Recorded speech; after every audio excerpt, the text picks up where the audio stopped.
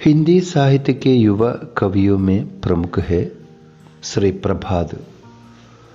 प्रभात की एक सुंदर कहानी है बेरबहुटी। कहानी के पात्र बेला और साहिल स्कूल जाते समय प्रकृति का सुंदर दृश्य है। इस पहले अनुच्छेद में पहले पैराग्राफ। बादल बहुत बरस लिए थे, फिर भी बहुत सारा पानी उनमें बचा हुआ था। वे खेतों जंगलों के ऊपर छाए हुए थे। सारा आकाश मेघों से भरा था। मेघों की छायाओं में गीली हवाएं इधर उधर घूम रही थी। पेड़ों के तने अभी भी गीले थे। मूंगफलियों के हरे खेतों में पीले फूल अभी भी गीले थे। खेतों में छोटा छोटा बाजरा हुआ था। बाजरे की लंबे पतले पातों में पानी की बूंदें अड़की हुई थी। बारिश की हवा में गीले खेतों में बारिश की हरियाली की गंध घुली हुई थी। छात्रों, यह बेरबहुटी कहानी का प्रकृति सुंदर का दृश्य है। यह प्रभात यहाँ कह रहे हैं। നല്ലൊരു മഴക്കാലത്തിൻ്റെ ദൃശ്യമാണ് അദ്ദേഹം ഇവിടെ ചിത്രീകരിക്കുന്നത്. കാർമേഘങ്ങളൊക്കെ പെയ്ത് ഒരുപാട് പെയ്തിരുന്ന ഒരു മഴ പെയ്തിരിക്കുന്ന സമയം, എന്നിട്ടും വെള്ളം അവിടെ അവശേഷിക്കുന്നുണ്ട്. വയലുകളിലും കാടുകൾക്ക് മുകളിലും വ്യാപിച്ച് കിടക്കുന്നു. ആകാശങ്ങൾ മുഴുവൻ മേഘങ്ങൾ നിറഞ്ഞിരിക്കുന്നു. മേഘങ്ങളുടെ നിഴലുകളിൽ നനഞ്ഞ കാറ്റ് അങ്ങും ഇങ്ങും ചുറ്റിയടിച്ചു കൊണ്ടിരിക്കുന്നു. മരങ്ങളുടെ തടികൾക്ക് ഇപ്പോഴും നനവുണ്ടായിരുന്നു. മൂങ്ഫലിയും കെ ഹരക്കേത്തോമേ മീൻ നിലക്കടകളുടെ പച്ചപ്പ് നിറഞ്ഞ വയലുകളിലെ മഞ്ഞപ്പൂക്കൾക്ക് ഇപ്പോഴും നനവുണ്ടായിരുന്നു. വയലുകളിൽ ചെറിയ ചെറിയ ഈ ബാജ്ര മീൻസ് ബാർലി എന്ന് പറയും. ബാജ്രയുടെ നീണ്ടു മെലിഞ്ഞ ഇലകളിൽ വെള്ളത്തുള്ളികൾ തങ്ങി നിന്നിരുന്നു. മഴക്കാറുകളിൽ കുതിർന്ന വയലുകളിൽ മഴയുടെ പച്ചമണം അലിഞ്ഞു ചേർന്നിരുന്നു. ഇങ്ങനെ പ്രകൃതി സുന്ദരമായ ദൃശ്യങ്ങൾ അദ്ദേഹം ഈ പാരഗ്രാഫിൽ പറഞ്ഞുകൊണ്ടിരുന്നു. ഇവിടെ ഈ കഥയിലെ കഥാപാത്രങ്ങളായ ബേലയും സാഹിലും ബീർബഹുട്ടി, അതായത് ഇന്ദ്രകോപം, പ്രത്യേകിച്ച് നമ്മുടെ ഉത്തരേന്ത്യയിൽ കാണുന്ന ഒരു ജീവിയാണ്. അത് ഈ കഥയുടെ ഏറ്റവും മർമ്മപ്രധാനമായ പേര് തന്നെയാണ് ഇതിന് കൊടുത്തിരിക്കുന്നത്. എപ്പോഴും ഒന്നിച്ച് തന്നെ ജീവിക്കുന്ന ജീവികളാണ് ശരിക്ക് ബീർബഹുട്ടി. ഇവിടെ ബേലയും സാഹിലും അതുപോലെ പ്രൈമറി സ്കൂളിൽ പോകുന്ന കുട്ടികളുടെ കഥയാണ് ശരിക്ക് അദ്ദേഹം ഇവിടെ പറഞ്ഞുകൊണ്ടിരിക്കുന്നത്. ഉനേം ബീർബഹുട്ടിയും സെ മിൽനാ ഹോത്താ താ, സോ वे स्कूल के लिए घर से कुछ समय पहले निकल आते थे. कस्बे से सटे इन खेतों में बेरबहुटियों को गोचा करते थे. सुर्ख, मुलायम, गदबदी बेरबहुटियां धरती पर चलती फिरती खून की प्यारी प्यारी बूंदें. उनके बस्ते उनकी पीठ पर लदे होते थे, कंधों पर टंगे होते थे. वे एक दूसरे की बहुत नजदीक रहकर, बल्कि कहना चाहिए बिल्कुल सटकर बेरबहुटियों को कोसते थे. उन्हें देखने के लिए वे बारिश की गंध भरी भूरी जमीन पर बैठ जाए. बेला और साहिल बेरबहुटियों को देखना है. स्कूल में जाने से पहले बच्चे कभी कभी क्या करते हैं, प्रकृति का सुंदर दृश्य देखने जाते हैं.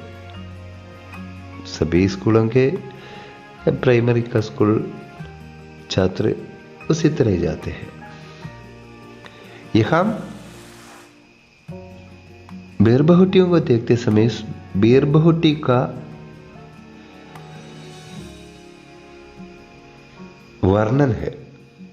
इस अंडरलाइन वाक्यों में देखिए ബീർബഹുട്ടിയോ കാ വർണ്ണൻ ഹെ. സ്കൂളിലേക്ക് പോകുന്നതിന് മുമ്പ് അവർ ഇറങ്ങി ബീർബഹുട്ടിയെ കാണുന്നു. ആ ബീർബഹുട്ടിയുടെ വർണ്ണന വളരെ പ്രധാനപ്പെട്ട ശ്രദ്ധിക്കേണ്ട ഭാഗമാണ്. ചുവന്ന സുർഖ് മുലായം ഗദ്വതി ബീർബഹുട്ടിയ, നല്ല ചുവന്ന മാർദ്ധവമുള്ള മിനുത്ത ഇന്ദ്രഗോപങ്ങൾ, മീൻസ് ബീർബഹുട്ടി. നിലത്ത് ചുറ്റി നടക്കുന്ന രക്തത്തിൻ്റെ പ്രിയപ്പെട്ട തുള്ളികൾ പോലെയാണ്. അവരുടെ അടുത്ത് ബാഗുകളൊക്കെ പുറത്ത് ചുമന്നിട്ടുണ്ട്. പരസ്പരം അവരുടെ അടുത്തിരുന്ന് ബീർബഹുട്ടിയെ ഇങ്ങനെ തിരയുകയാണ്. അവയെ കാണാൻ അവർ മഴയുടെ മണമുള്ള തവിട്ട് നിറമുള്ള മണ്ണിൽ ഇരിക്കാറുണ്ടായിരുന്നു. എല്ലാ ദിവസവും അവർ ഇങ്ങനെ ഇരിക്കും. बेला देखो इस बीरबहुटी का रंग तुम्हारे रिबन के जैसा लाल है, साहिल ने कहा. അല്ലയോ ബേല, നോക്കൂ, ഈ ബീർബഹുട്ടിയുടെ നിറം നിന്റെ റിബൺ പോലെ ചുവപ്പാണല്ലേ, സാഹില് പറയാണ്. തുമനെ കുച്ച് സുനാ ബേല? ആ സുനാ, പഹലി ഗണ്ടി ലഗ് ഗയി ഹെ. നീ എന്തെങ്കിലും കേട്ടോ ബേല? ഓ കേട്ടു, സ്കൂളിൽ ഫസ്റ്റ് ബെല്ലടിച്ചു. ലേക്കിൻ മുझे പെൻ में സ്യാഹി भी भरवानी है दुकान से. പക്ഷെ എനിക്ക് പേനയിൽ മഷി നിറക്കണം കടയിൽ നിന്ന്. നിഷ്കളങ്കമായ ഭാവങ്ങളോടെ നിഷ്കളങ്കത മാത്രമുള്ള, ഒരു തെറ്റും ചെയ്യാത്ത മനസ്സുള്ള കുട്ടികളുടെ ഒരു കാലഘട്ടത്തിലൂടെയാണ് ശരിക്കും ഈ കഥ പോയിക്കൊണ്ടിരിക്കുന്നത്. 1981 का साल, राजस्थान में जयपुर के नज़दीक सवारी गाड़ियों और मालगाड़ियों से सदा भरा फुलेरा जंक्शन. कस्बे की लगभग सूनी तंग गलियां, गलियों में खामोश गड़े बिजली के खंभे, खंभों के बीच खिंची तारों की कतारें. इन गलियों में जहां तहां दिखाई पड़ते मीठी घंटियां बजाते फेरी वाले. एक अंधेरे सी गली में 6-7 गधों की घुरों की टापों की आवाज़ें. उनके पीछे चलता एक बदन उगाड़े कुहार. इसी दृश्य के बीच से गुजरते हुए 2 स्कूली बच्चे बेला और साहिल. उन दिनों पेन में 5 पैसे में नीली स्याही भरी जाती थी. स्टेशनरी की दुकान वाले ഡ്രോപ്പർ സെ പെൻ മേ സ്യാഹി ഭർത്തെ. 1981 കാലഘട്ടത്തിലാണ് ഈ കഥ നടക്കുന്നത്. രാജസ്ഥാനിലെ ജയ്പൂരിനടുത്ത് യാത്രാവാഹനങ്ങളും ചരക്ക് വണ്ടികളൊക്കെ നിറഞ്ഞ ഫുലേര എന്ന് പറയുന്ന കവല, ആ ജംഗ്ഷനിലാണ് ഈ കഥകൾ നടക്കുന്നത്. ആ ജംഗ്ഷൻ്റെ ചിത്രീകരണമാണ് ഈ പാരഗ്രാഫിലൂടെ പറഞ്ഞിരിക്കുന്നത്. അതിന് അത്ര പ്രാധാന്യമൊന്നുമില്ലെങ്കിലും അതിൻ്റെ അവസാന ഭാഗത്ത് പറഞ്ഞിരിക്കുന്ന ഭാഗത്തിലേക്ക് കടക്കുകയാണ്. इस फुलेरा जंक्शन के दृश्य के बीच से गुजरते हुए 2 स्कूली बच्चे बेला और साहिल. फुलेरा जंक्शन के बीच में चलने वाले बेला और साहिल स्कूल में चलने वाले हैं. उन दिनों पेन में 5 पैसे में नीली स्याही भरी थी. 5 പൈസക്ക് നീല മഷിയാണ്, മഷിപ്പേനയാണെന്ന് ഉപയോഗിച്ചിരുന്നത്. മഷി നിറക്കാൻ വേണ്ടി കടയിലേക്ക് പോകുന്ന ദൃശ്യമാണ്. സ്റ്റേഷനറി ദുക്കാൻ വാലെ ഡ്രോപ്പർ സെ പെൻ മേ സ്യാഹി ഭർത്തെ തെ. കച്ചവടക്കാരൻ ഡ്രോപ്പർ കൊണ്ട് പേനയിൽ മഷി നിറച്ചു കൊടുക്കും. ഇതാണ് സാധാരണ ഉണ്ടാവുന്നത്. पेन में कुछ स्याही बची थी. उसे साहिल ने जमीन पर छिड़क दिया. नई स्याही भरवाने के लिए दोनों दुकान पर पहुंचे. एक पेन स्याही भर दो, साहिल से पहले ही बेला ने दुकान वाले से कहा. बेटा स्याही की बोतल अभी अभी खाली हो गई, अब तो कल ही मिल जाएगी. സാഹിലിന് മുമ്പേ തന്നെ ബേല പേനയിൽ നിറക്കാൻ മഷിക്ക് വേണ്ടി പറഞ്ഞു. പക്ഷേ കച്ചവടക്കാരൻ പറഞ്ഞെന്താ? ബോത്തൽ അഭി അഭി ഖാലി ഹോ ഗയി, अब तो कल ही मिल जाएगी, നാളെ കിട്ടും. लेकिन इसने तो पेन में जो स्याही बची थी उसे भी जमीन पर छिड़क दिया. പക്ഷേ ബേല ആ സമയത്ത് ആവേശത്തോട് പറഞ്ഞെന്താ? ഇവൻ സാഹിൽ എന്ത് ചെയ്തു? പേനയിലുള്ള മഷി തന്നെ തൂവിക്കളഞ്ഞതാണ്. അപ്പൊ കച്ചവടക്കാരൻ പറഞ്ഞെന്താ? ബാദൽ കോ ദേക്കർ ഗഡേ കോ നഹി തുലാന ചാഹിയേ. മഴക്കോള് കണ്ടിട്ട് കുടത്തിലെ വെള്ളം കളയണ്ടായിരുന്നു. കോൺസിമേ പഠിത്തേഹോ? പാഞ്ചുമേ. 5ാം ക്ലാസ്സിലാണ് പഠിക്കുന്നതെന്ന്.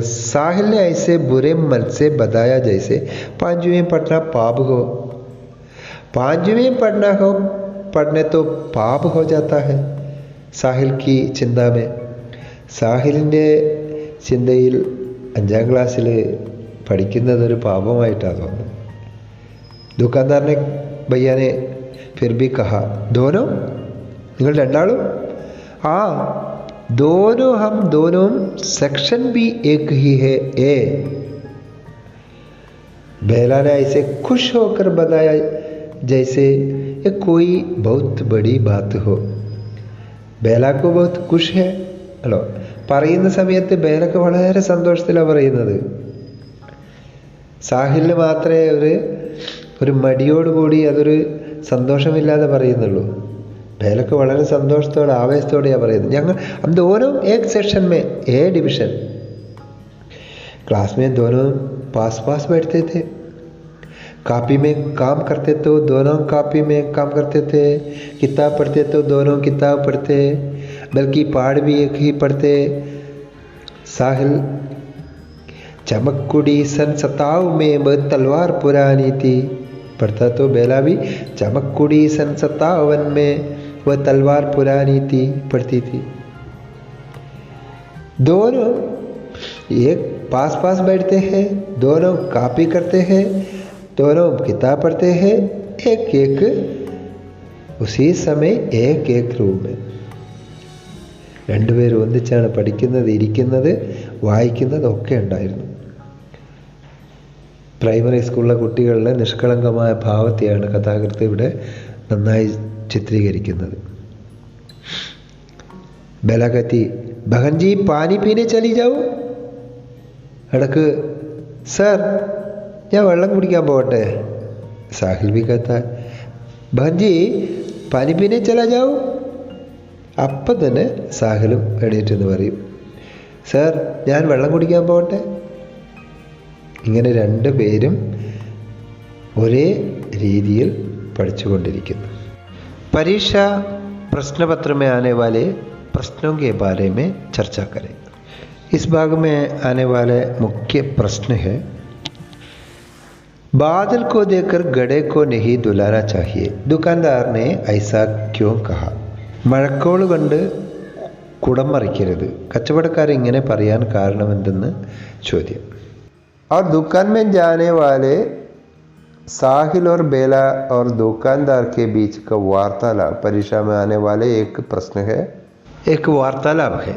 वार्तालाप और बातचीत और संवाद के रूप में प्रश्न पत्र में आ जाते हैं. डायलॉग അതിന് വാർത്താലാപ് എന്നും പറയും, ബാത്ചീത്ത് എന്നും പറയാം, അതുപോലെ സംവാദ് എന്നും പറയാം. ഏത് രൂപത്തിലും ചോദ്യ പേപ്പറിൽ വരാവുന്നതാണ്.